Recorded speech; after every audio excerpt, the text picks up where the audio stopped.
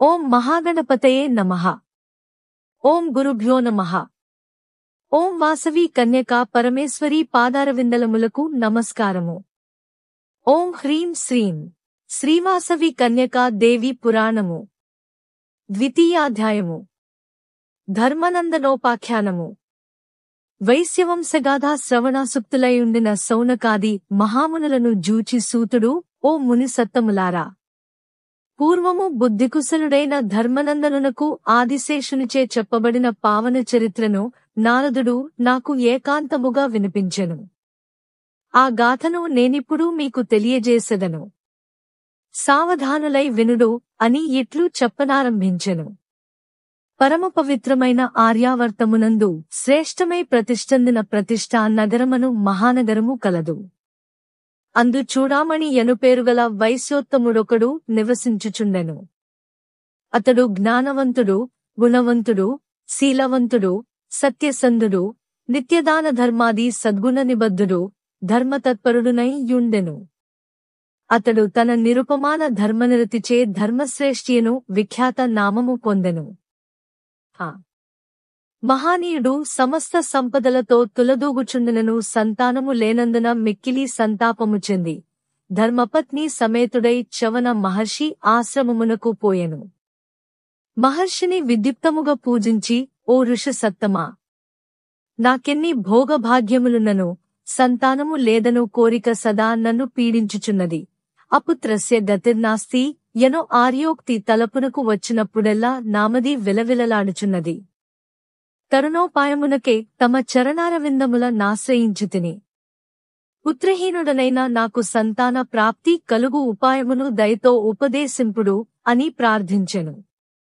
అప్పుడాచవన మహర్షి ధర్మశ్రేష్ఠిని జూచి, ఓ వైశ్యోత్తమా, భక్తుల సమస్త వాంఛితములను ఈడేర్చగల ఆదిపరాశక్తిని గూర్చి నిశ్చలచిత్తుడవై సతీసమేతుడవై తపస్సు చేయుము.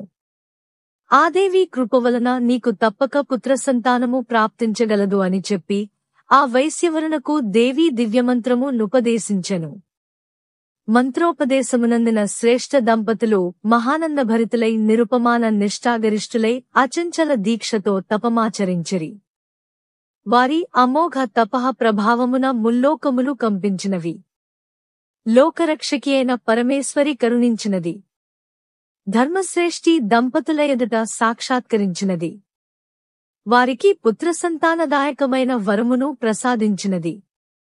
అటుపిమ్మటనొక సంవత్సర కాలము నిండగనే ధర్మశ్రేష్ఠి భార్య అయిన ఆర్యక తేజోనిధియగు యొక్క కుమారుని ప్రసవించినది. ఆ బిడ్డడు తన ధర్మనిరతి చేతను త్యాగగరిమ వలనను జగద్విఖ్యాతుడు కాగలడని జ్యోతిష్యులు పలికిరి. ఆ పిల్లవానికి ధర్మనందనుడను పేరు పెట్టబడెను. ధర్మనందనుడు శుక్లపక్ష చంద్రుని వలె దినదినాభివృద్ధి నందెను. 8 ఏండ్ల ప్రాయము వచ్చిన తోడనే తండ్రియగు ధర్మశ్రేష్ఠి ఆ బాలునకు ఉపనయన సంస్కారములు జరిపించెను. అటుపై ఋతము, అధ్యయనము, సత్యభాషణము, సత్యాచరణము, తపస్సంపద, బాహ్యాంతరేంద్రియ నిగ్రహము అనెడు సమదమాది సద్గుణముల గలిగినవాడును ఆజ్ఞరాధనము, యజ్ఞాచరణము, అతిథి పూజనము, దయ, కరుణ, మైత్రి, నమ్రత, వినయము, శ్రద్ధ మున్నగు శుభగుణములచే శోభిల్లువాడును గృహస్థాశ్రమ ధర్మనిర్వహణ దీక్షాదక్షుడును ఆదర్శగురు లక్షణములతో విరాజిల్లుచుండిన భార్గవ చవనుని గురుకుల శ్రమమునకు ధర్మశ్రేష్ఠితన కుమారుని గొనిపోయెను. అట ఆ మహర్షిచే ధర్మనందనునకు వేదారంభ సంస్కారము చేయించి విద్యాభ్యాసమునకే ఆ బాలుని గురుకులమున చేర్పించెను. అంతటా ఆ చవన మహర్షి ధర్మనందనునకు విద్యారంభ కాలమున గురువు శిష్యునకు బోధించవలన హితవాక్యములను, ఆశ్రమ నియమములను మరియు బ్రహ్మచర్య వ్రతాచరణ విధానములను చక్కగా తెలియజేసి విద్యాబోధన నారంభించెను. ధర్మనందనుడు అత్యంత శ్రద్ధా భక్తులతో గురు సేవగావించుచు అనతి కాలముననే వేదవేదాంగములను అభ్యసించి ఆదర్శ శిష్యుడనిపించుకొనెను. అంత చవన మహర్షి ధర్మనందనునితో, నాయనా, నీకు నేర్పవలసిన విద్యలన్నింటినీ నేర్పితిని, ఇంక కొలది దినములలోనే నీవు స్వగృహమునకు పోవనగును. నీవు నీ జీవితమున నిర్వర్తింపవలసిన విధులను గూర్చి చివరి బోధగా తెలుపుచున్నాను. సమాహిత చిత్తుడవై వినుము అని ఇట్లు చెప్పసాగెను. కుమారా, సదా సత్యమునే పలుకుము, ధర్మమునే ఆచరించుము, స్వాధ్యాయమును నిర్లక్ష్యము చేయవలదు.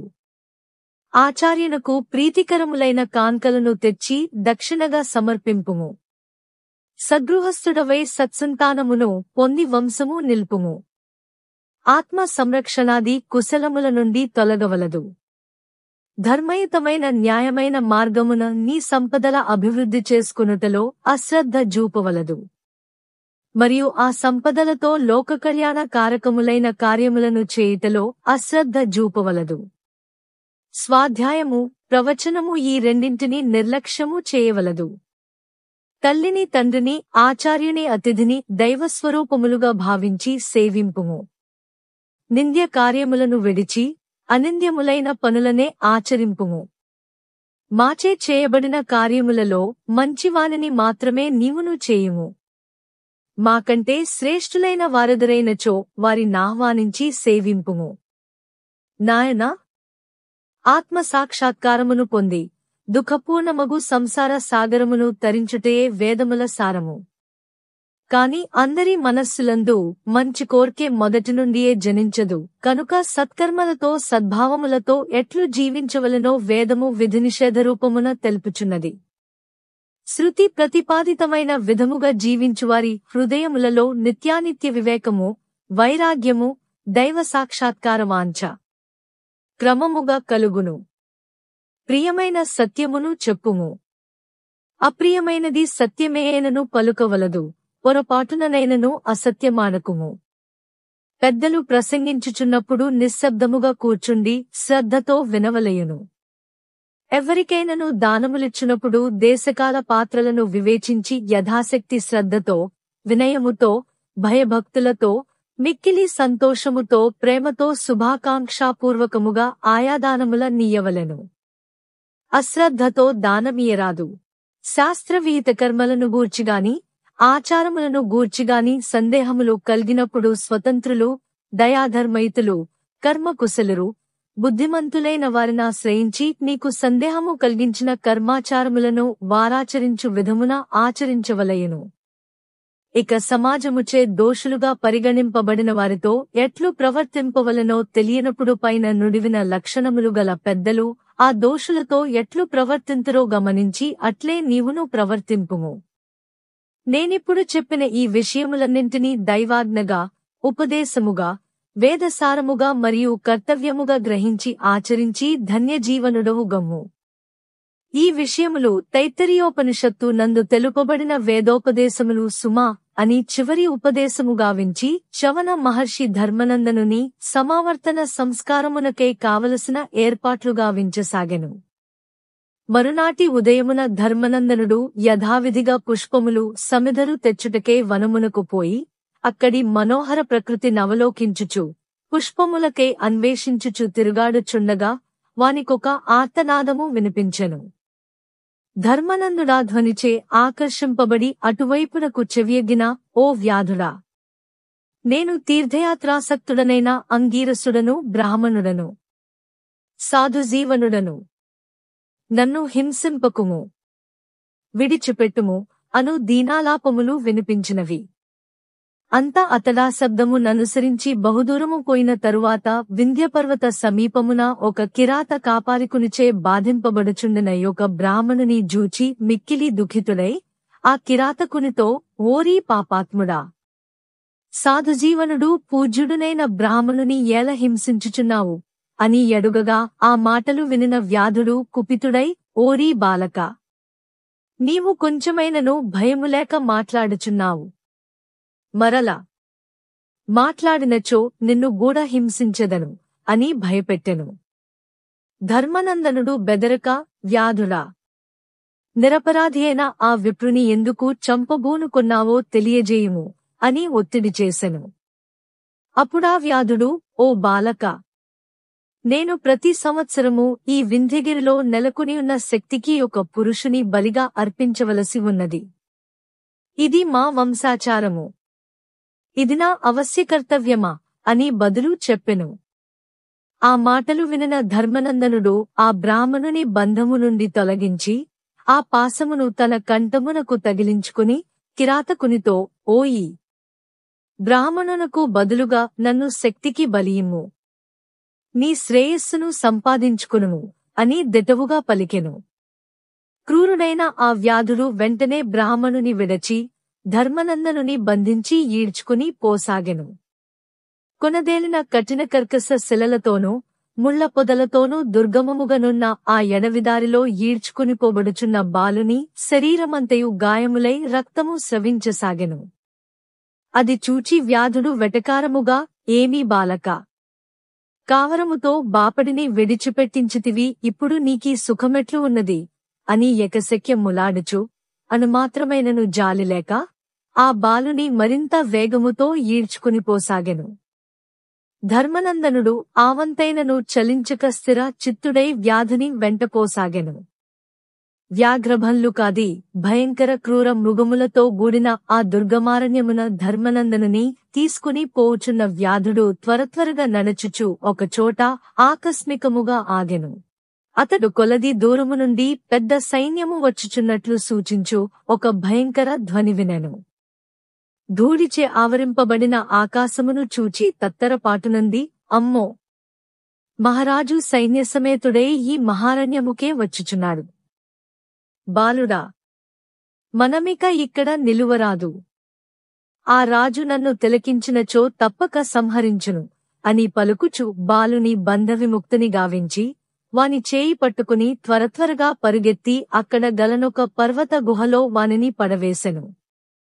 అటుపై ఆ ధర్మనందనునితో, ఓయీ బాలకా, నేను మరలి వచ్చువరకు ఇచ్చటనే నిరీక్షించుచున్నము అని ఆజ్ఞాపించెను. తరువాత సంశయాత్ముడైన ఆ కిరాతకుడు బిలద్వారమునొక పెద్ద బండతో మూసివేసి అటునుండిపోయి ఒక మహావృక్షమునధిరోహించి కొమ్మలలో దాగియుండెను. ఇంతలో భద్రుడును మగధ దేశాధిపతి సైన్యసమేతుడై ఆ అడవికి వేటకై వచ్చెను.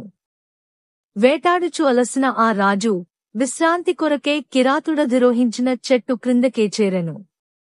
దైవవశమున చెట్టుపై దాగియున్న కిరాతుడ రాజు కంటబడెను. ఔరా, లోకకంటకుడైన కాపాలిక వ్యాధుడెవడో బాటసారులను చంపుకోర్కెతో ఈ చెట్టుకొమ్మలలో దాగియున్నాడు. వీడు వధార్హుడు.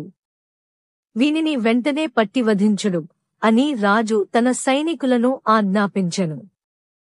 ఆ కిరాతకుడు కాపాలికుడగుట వలన మంత్రతంత్రములతో మాయాయుద్ధము గావించెను. తుదకు భద్రమహారాజు తీక్షణమైన అర్ధచంద్ర బాణమును ప్రయోగించి ఆ కిరాత కాపాలికుని శిరస్సును ఖండించివేశెను. పిమ్మట ఆ రాజు సంతుష్టాంతరంగుడై అచటనే కొంత తడవు విశ్రమించి నిజపురమునకు మరలిపోయెను. ధర్మనందనునకు ఆదిశేషుని సందర్శనము, జ్ఞానబోధ. ఇక్కడ ఇట్లుండగా శంకరుని కంఠహారమగు వాసుకియను నాగరాజు పరమేశ్వరుని యనుజ్ఞబడసి ఆదిశేషుని జూచుకాంక్షతో కైలాసము నుండి బయలుదేరి భూలోకమునకు చేరెను. అతడు పాతాళ బిలద్వారము వద్దకు వచ్చి ఆ ద్వారమొక పెద్దబండచే మూయబడి ఉండుటను చూచి మహోగ్రుడై తీవ్రముగా పూత్కరించెను. తక్షణమే ఆ బండవేయి ముక్కలుగా పగిలిపోయెను. అనంతరమా గుహాంతర్భాగమున దైవధ్యాన తత్పరుడైయున్న ధర్మనందనుని జూచి వాసుకి ఆశ్చర్యచకితుడయ్యెను. అతడు బాలుని ధ్యాన సమాధి నుండి మేల్కొల్పెను. ధర్మనందనుడు కనులు తెరచి తన ఎదుటనున్న వాసుకిని గాంచి నమస్కరించి పలు విధముల ఆ నాగరాజును సంస్తుతించెను. ఆ బాలుని వినయ విధేయతలకు మిక్కిలిగా సంతసించిన వాసుకి వానినాశీర్వదించి, ఓ కుమారా, ఇది నాగలోక మార్గము. నీవిక్కడ ధ్యాన నిమగ్నునవై యుండుటకు గల కారణమేమిటి అని ప్రశ్నించగా వాసుకి యొక్క ప్రేమమయ వాక్కులనాలించిన ధర్మనందనుడు తన వృత్తాంతమంతటిని నాగరాజునకు విన్నవించెను. వాసుకి ఆ బాలుని తనతో పాటు ఆదిశేషుని సన్నిధికి రమ్మని పిలువగా ధర్మనందనుడు, దేవా, నేనొక కిరాతునికిచ్చిన వచనమునకు బద్ధుడనైయున్నాను. సత్యవ్రతమున దీక్ష వచనబద్ధుడనైన నేను ఇక్కడి నుండి కదలజాలను. నన్ను మన్నింపుడు అని విన్నవించెను. ధర్మనందనుని సత్యనిష్టను జూచి వాసుకి హృదయము ఆనందముతో పరవశించినది. బాలుని ఆశీర్వదించి వాసుకి ఆదిశేషుని కొలువునకు చేరెను. యథావిధిని ఆదిశేషునకు నమస్కరించి ఆ ప్రభుని యాజ్ఞగొని సముచితాసనముప కూర్చుండెను. ఆ సభలో అన్ని లోకములలోని ధర్మవర్తనులైన మునుల మరియు రాజుల ప్రసంగములు, చర్చలు విశేషముగా జరిగినవి. అప్పుడు సర్పరాజైన వాసుకి సభామధ్యమన నిలచి, ఓ సభాసదులారా, సత్యసంధుడు ధర్మనిరతుడునైనవాడు ఇప్పుడీ లోకములో ఎక్కడ ఉన్నాడు? వెదుకనవసరము లేదు. సర్వాధిక సత్యవ్రతుడు ధర్మనిష్టాగరిష్ఠుడునైన ఒక వైశ్యబాలుడు బ్రాహ్మణ సంరక్షణకే తన దేహమును బలి పెట్టుటకు నిశ్చయించుకొని వచనబద్ధుడై ఈ పాతాళ బిలద్వారముకడనే ఉన్నాడు. అతడు తన నుండి మాట తీసుకొనిన వ్యాధునికే నిరీక్షించుచు సత్యవ్రతమును పాలించుచున్నాడు అని పలికెను. అంతటా ఆదిశేషుడు జరిగిన ఉదంతమును దివ్యదృష్టితో తిలకించి ఆ విషయమును వాసుకి తెల్పి ధర్మనందనుని తన సన్నిధికి తోడ్కొని రమ్మని ఆదేశించెను. వాసుకి వెంటనే ఆ బిలద్వారము యొద్దకు తిరిగి వచ్చి ధ్యాననిమగ్నుడైన ధర్మనందనునితో, ఓ పుణ్యశీలా, నిన్ను సహస్రఫణిశోభితుడైన ఆదిశేషుడు చూడగోరుచున్నాడు. ఓ కుమారా, ప్రజాశ్రేయోభిలాషి అయిన భద్రుడను రాజు వేటకే అడవికి వచ్చి నీ నుండి వచనము గొన్న కిరాతకాపాలికుని సంహరించినాడు. కనుక నీవు నాతో వచ్చట వలన వచనభంగముగాని ధర్మహానిగాని కలుగనేరవు అని నచ్చజెప్పి ధర్మనందనుని తన వెంట రసాతలమునకు గొనిపోయెను. ఆ పాతాళమున ఆదిశేషుని సభయందు ప్రవేశించిన ధర్మనందనుడు నాగాధినాయకులచే సంస్థితింపబడుచు కొలువుదీరియున్న సహస్ర ఫణీంద్రుని జూచి పులకిత దేవుడై వేవిధముల ఆయాదిశేషుని ప్రస్తుతించెను. అనంతుడు ఆ బాలుని సత్యనిష్టకును ధర్మనిరతికిని మిక్కిలి సంతసించినవాడై ఇష్టము వచ్చిన వరము కోరుకునుమని అనుగ్రహించెను. ఆదిశేషుని అనుగ్రహమును పొందిన ధర్మనందనుడు అమితానందభరితుడై, ఓ జగదీశ్వరా, దయామయ, నాకు యుగకాలాదుల జ్ఞానమును, సృష్టిక్రమమును, సృష్టికి మూలమైన పరతత్వము యొక్క జ్ఞానమును మరియు మావంసోత్పత్తి చరిత్రను తెలియజేసి నన్ను కృతార్థునిగా వింపుము అని ప్రార్థించెను. ఆ బాలుని జ్ఞానజిజ్ఞాసను జూచి ఆనందించిన ఆదిశేషుడు వానిపై కరుణ వహించి ఈ విధముగా చెప్పనారంభించెను. యుగకాలాదుల వివరణము. ఓ చిన్నవాడా, సమాహిత చిత్తుడవై వినుము. కృతయుగమునకు 16,28,000 సంవత్సరములు, త్రేతాయుగమునకు 12,88,000 సంవత్సరములు, ద్వాపరయుగమునకు 8,64,000 సంవత్సరములు, కలియుగమునకు 4,32,000 సంవత్సరములు అని కాలప్రమాణములు చెప్పబడినవి. ఈ 4 యుగములు కలిసి మహాయుగమనబడుచున్నది. అట్టి మహాయుగములు 71 కలిసి ఒక మన్వంతరమగును. ఆ మన్వంతరమే ఇంద్రకల్పమని కూడా పిలువబడుచున్నది. 14 ఇంద్రకల్పములు గతించినచో బ్రహ్మకొక దినమగును. ఇట్టి పరిమితి గల 100 సంవత్సరములు బ్రహ్మదేవుని ఆయుర్దాయ పరిమితి. అదియే బ్రహ్మకల్పమనబడుచున్నది. 100 బ్రహ్మకల్పములు గతించినచో దీర్ఘాయువను మునీంద్రునకొక దినమగును. 27 కోట్ల దీర్ఘాయుమునింద్రులు గతించినచో రోమసాఖ్యమోని యొక్క ఒక రోమము ఊడిపోవును. 30 కోట్ల రోమసాఖ్యమును లంతరించినచో అష్టావక్రముని యొక్క ఎముక ఒకటి జీర్ణించును. అష్టావక్రమునులు 40 కోట్లు గతించినచో పాదద్రుమ్మనికి క్షణకాలమగును. అట్టి పాదద్రుమ్మనులు 20 అర్బుదముల కోట్లమంది గతించినచో అనంతకాల స్వరూపిణి అయిన ఆదిశక్తియో మహాకారికి నిమిషకాలము కన్నా తక్కువ యగునని మహర్షులు చెప్పిరి. ఆదిశక్తి అనంతకాల స్వరూపిణి. కాలస్వరూపమైన ఆ పరాశక్తినే మహాకాళి అనినారు పెద్దలు. సమస్తము కాలమునందే లయమగును గాన మహాకాళిని లయకారిణి అనినారు. అనంతకాలము యొక్క పరిమితిని ఎవ్వరునూ గణించలేరు.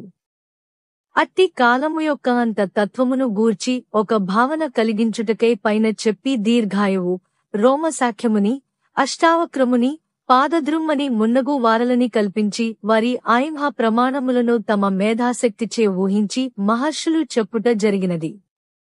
పైగా ఇట్టి ఊహాతీతమైన మొత్తము కాలము ఆదిశక్తి అయిన మహాకాలికి నిమిష కాలము కంటే తక్కువేగునని చెప్పి కాలము అనంతమగు అవగాహన కల్పించబడినది. వత్స ధర్మనందన, అనంతమగు కాలమే పరమాత్మ స్వరూపము. కాలము యొక్క మహత్వము వర్ణనాతీతము. పోయిన ధనమును, ఆరోగ్యమును, విద్యను, రాజ్యమును, తుదకు ప్రాణమునైనను తిరిగి పొందవచ్చునుగాని గడిచిపోయిన యొక్క క్షణకాలమునైనను తిరిగి సంపాదించజాలము.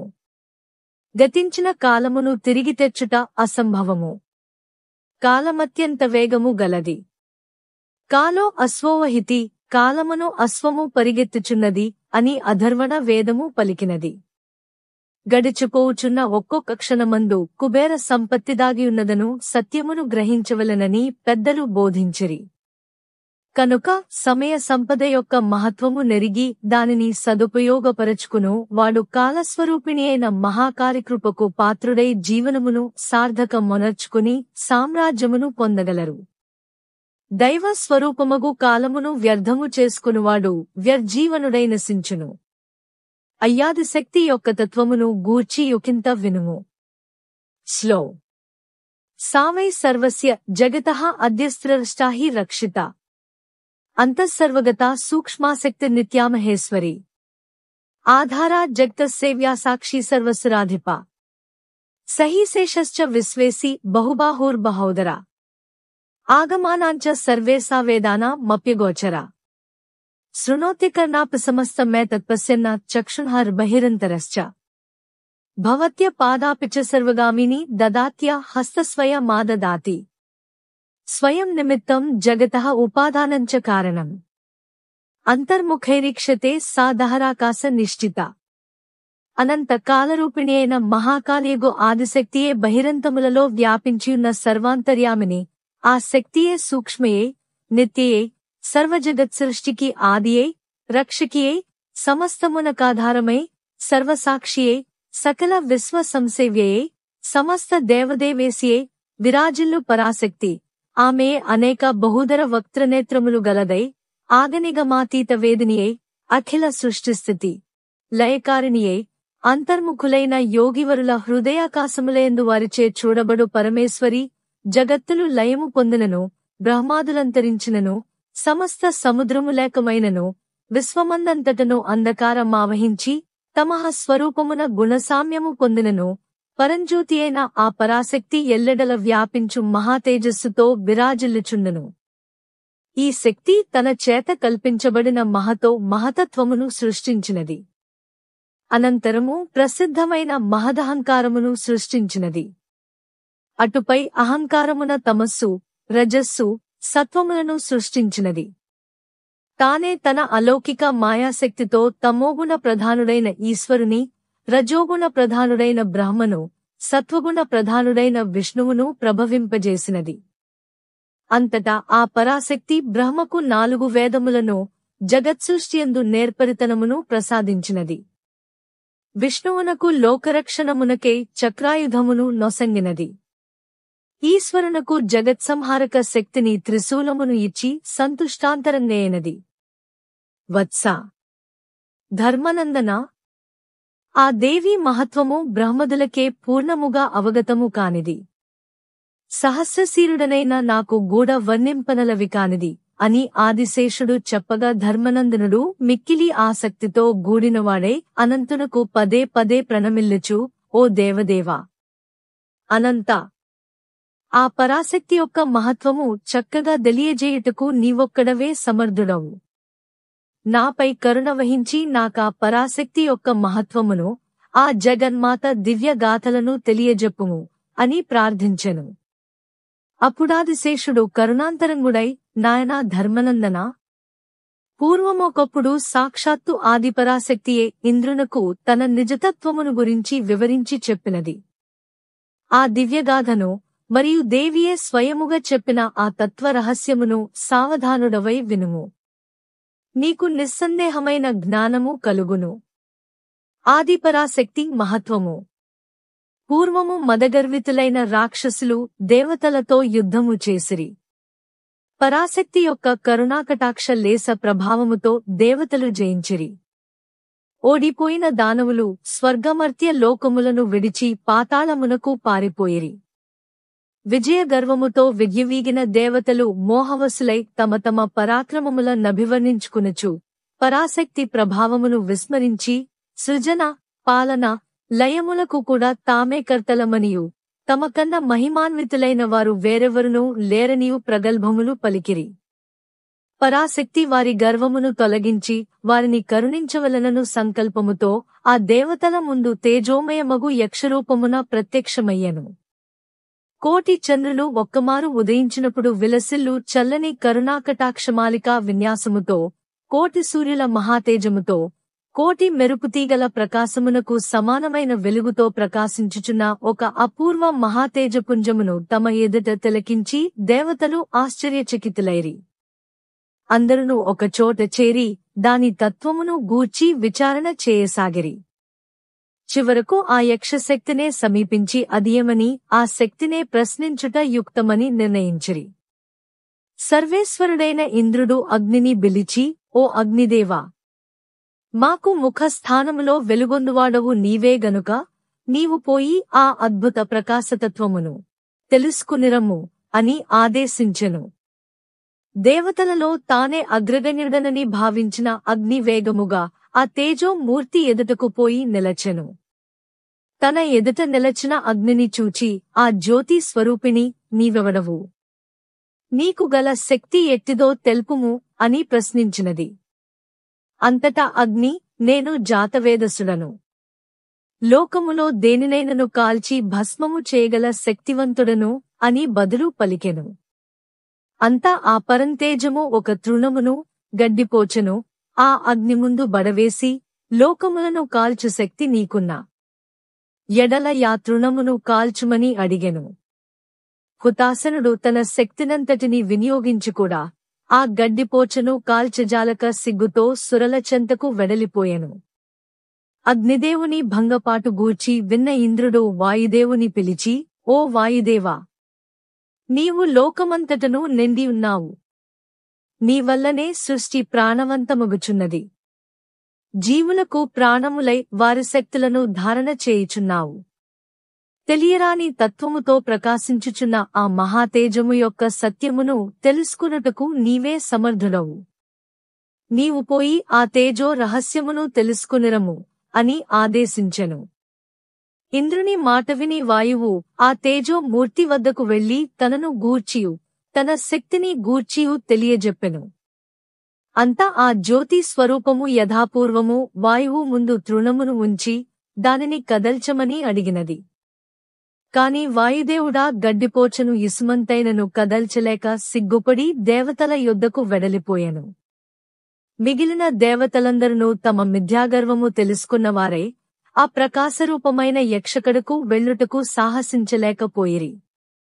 తుదకు ఇంద్రుడే ఆ యక్షను చూడబోయెను. కాని ఆ యక్షరూపము అతనికి కనిపించలేదు.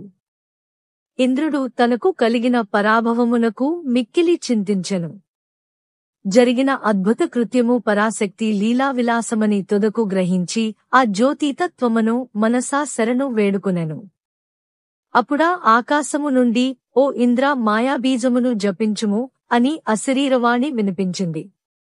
ఇంద్రుడు సుదీర్ఘకాలము మాయాబీజ జపధ్యాన నిమగ్నుడయ్యెను. చివరకు చైత్ర మాసములో నవమి తిథినాడు ఆ మహాతేజము తిరిగి ఆవిర్భవించినది. ఆ తేజోమండల మధ్యమున నవయవ్వనవతి అయిన ఒక కుమారిని ఇంద్రుడు దర్శించెను. ఆ కన్య జపాకుసుమము వంటి ఎర్రని శరీరకాంతితో, అప్పుడే ఉదయించుచున్న కోటి సూర్యుల ప్రకాశముతో, బాలచంద్రుడు శిరోమకుటముపై ఆభూషణమై అలరారుచుండుగా, పాశాంకుశ వరదాభయ ముద్రలను దాల్చిన చతుర్భుజములతో సర్వాధిక సుందరియే, భక్తజన కల్పవల్లియే, సర్వాలంకార శోభితయే, త్రినేత్రయే, భువనేశ్వరియే దర్శనమిచ్చినది. 3 కన్నులతోనున్న ఆ ముగ్గురమ్మల మూలపుటమ్మను చూచిన ఇంద్రుని సహస్రనేత్రముల నుండి ఆనందాశ్రువులు జాలువారినవి. అంతనాతడు ఆ జగదీశ్వరీ పాదపద్మములకు సాష్టాంగ దండ ప్రణామములాచరించి, ఓ శోభనరూపిణి, నీ తత్వమేమిటో తెలుపుము అని ఆయమ్మను ప్రార్థించెను. ఆదిశక్తి తత్వదర్శనము. అంత ఆ పరాశక్తి ఇంద్రునిపై కరుణ వహించి, ఓ సురరాజా, సావధానుడవై వినుము. సంపూర్ణ కారణములకు కారణభూతుడైన బ్రహ్మమునా రూపమే. అది సర్వసాక్షి, నిరామయము. సమస్త వేదములు ఏ పదమును చెప్పుచున్నవో, సమస్త తాపసులకేది ధ్యేయమైయున్నదో, దేనిని పొందవలననో అభిలాషతో యోగులు, మహర్షి గణములు, బ్రహ్మచర్యాది కఠినాచరణములను పాలించుచున్నారో ఆ అభీప్సిత పదమును సంక్షిప్తముగా తెలియజేయుచున్నాను. ఓం అను ఈ ఏకాక్షరము నిత్యబ్రహ్మమైయున్నది. ఇదే హ్రీం మాయా స్వరూపమైయున్నది. ముఖ్యముగా ఓం మరియు హ్రీం నా మంత్రమునకు ప్రధాన బీజములై యున్నవి. నేను వీనితో సంపూర్ణ ప్రపంచమును నిర్మించుచున్నాను. పరాపర ప్రకృతి రూపిణినైన నేనే సచ్చిదానంద నామకురాలనై యున్నాను. మాయ, ప్రకృతి అనునామములు నా యందే కల్పింపబడినవి. ఆ మాయను, పరాశక్తిని, శక్తిమతియగు పరమేశ్వరిని నేనే. చంద్రుని నుండి వెన్నెల వేరుగానట్లు నా మాయ నాకు వేరుగాదు. నా ఈ మాయ సామ్యావస్థగలది. కల్ప ప్రళయము జరిగినప్పుడు నాచే సృష్టించబడిన ఈ ప్రపంచమంతయు నాయందేలీనమగును. మరల ప్రాణుల కర్మపరిపాకవశమున సృష్టి జరుగుచుండును. నా రూపములు సగుణము, నిర్గుణములను రెండు విధములు. నిర్గుణము మాయారహితమైనది, సగుణము మాయాసహితమైనది. నేను ఎల్ల జగత్తులను సృజించి వానియందు ప్రవేశించి వారి వారి కర్మలకనుగుణముగా జీవులను నిరంతరము ప్రేరేపింతును. నేను మిమ్ములను కొయ్యబొమ్మలవలే ఆడించు ఆదిశక్తిని. అట్టి సర్వాత్మికనైన నన్ను మీరు గర్వముచే మరచి మోహగ్రస్తులైనారు. మిమ్ములను అనుగ్రహించుటకే నా యక్షరూప తేజము ఆవిర్భవించినది. మీరిక దేహాభిమాన గర్వములను విడచి నన్ను శరణు పొంది ధన్యులు కండు అని ఆదిపరాశక్తి ఇంద్రునకు తన నిజతత్వమును గూర్చి తెలియజేసినది. ఇట్లు ఆదిశేషునిచే ధర్మనందనునకు చెప్పబడిన దేవితత్వ దర్శనమును సూతుడు నాడు సౌనకాది మహామునులకు తెలియజేసెను. ఆ పరమ పవిత్ర విషయములనే మీకిప్పుడు నేను విశదపరచితిని అని సాలంకాయన మౌని మణిగుప్తాదలకు ఎరుకపరచి, నాయనలారా, మీకొక విశిష్ట విషయమును తెలుపుచున్నాను. యక్షగణాధిపతియగు కుబేరుని అంశరూపులై విరాజిల్లుచు కుబేరాంశజులని పేరొందిన మీ వంశీయులు ఆది నుండి పరాశక్తికి ప్రియభక్తులు. పరాశక్తి ఇంద్రాది దేవతలకు తేజోమయమైన యక్షరూపమున ప్రత్యక్షమైనదనిన విషయము దేవీ భాగవతమందు సుస్పష్టముగా తెలియజేయబడినది. ఈ ఉదంతము పరాశక్తికిని మీ వైశ్యవర్ణమునకును గల అవినాభావ సంబంధమును తెలియజేయుచున్నది గదా, ఓ వైశ్యోత్తములారా. పరాంబికా పరాభక్తి విలసితమగు మీ వైశ్యవర్ణము మిక్కిలి ధన్యము.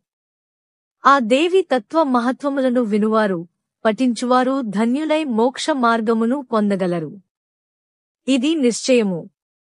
ఇతి ద్వితీయాధ్యాయము సమాప్తం. జై వాసవి.